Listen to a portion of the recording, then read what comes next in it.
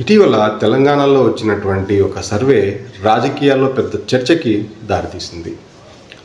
ఈ సర్వే ప్రకారం ఇప్పటికిప్పుడు తెలంగాణలో ఎలక్షన్స్ జరిగితే బీఆర్ఎస్ పార్టీ 84 సీట్లతో తిరిగి అధికారం చేజిక్కించుకుంటుంది అని చెప్పి ఈ సర్వే చెప్తుంది.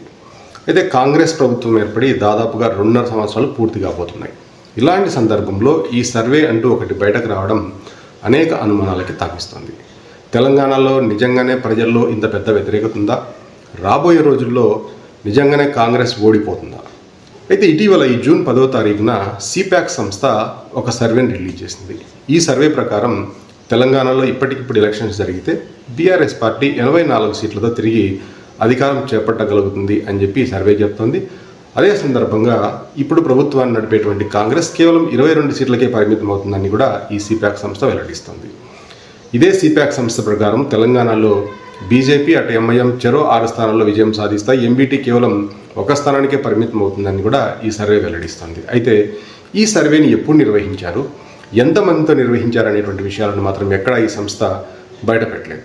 అయితే ఈ సర్వే ప్రకారం గత 2023లో బీఆర్ఎస్ ఘోర ఓటమి తర్వాత ప్రజల్లో మెల్లగా బీఆర్ఎస్ పార్టీ మద్దతు సంపాదిస్తుంది, ప్రజల మద్దతు కూడగట్టుకుంటుంది. కాబట్టి ప్రజల్లో ఇప్పుడిప్పుడే బీఆర్ఎస్ పైన మంచి స్పందన లభిస్తుంది. కాబట్టి రాబోయే ఎలక్షన్స్లో ఎప్పుడు జరిగినా కూడా బీఆర్ఎస్ ఘన విజయం సాధిస్తుందని చెప్పి ఈ సంస్థ చెప్తోంది. అయితే ఈ సర్వేపై కాంగ్రెస్ నాయకుల స్పందన మాత్రం చాలా వేరేగా ఉంది. కాంగ్రెస్ నాయకులు ఈ సర్వేని తోసిపుచ్చుతున్నారు. ఇదంతా ప్రతిపక్షాల కుట్ర, కేవలం రాజకీయ దురుద్దేశంతోనే ఈ సర్వేని రిలీజ్ చేశారని చెప్పి కాంగ్రెస్ నాయకులు కుండబద్దలు కొట్టినట్లుగా చెప్తున్నారు. అయితే ఈ సర్వేని కాసినసేపు పక్కన పెడితే తెలంగాణ సమాజంలో నిజంగానే 3 విషయాలపైన స్పష్టమైనటువంటి చర్చ జరుగుతుంది. 1 ఉద్యోగ అవకాశాలు, 2 అభివృద్ధి, 3 రైతుల సమస్యలు. ఈ 3ఇంటిపైన తెలంగాణ సమాజంలో విస్తృతమైనటువంటి చర్చ అయితే జరుగుతోంది. గతంలో బీఆర్ఎస్ ప్రభుత్వం ఉన్నప్పుడే ప్రజలకి రైతులకి ఒక విధంగా కొంత మద్దతు లభించేది. ఇప్పుడు ఆ మద్దతు కరువైందనేది మాత్రం ప్రజల్లో చర్చకు దారితీస్తుంది.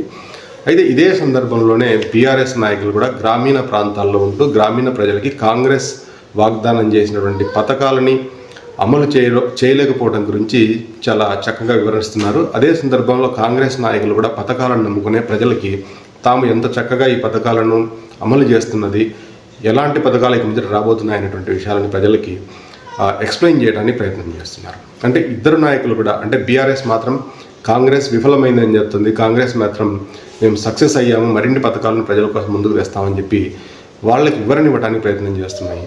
కానీ ఒక సందర్భంలో గమనించినట్లయితే గత ఎన్నికల సందర్భంగా బీఆర్ఎస్ నాయకులు పట్టణ ప్రాంతాల్లో విజయం సాధించినారు, కానీ గ్రామీణ ప్రాంతాల్లో విజయం సాధించలేకపోయారు.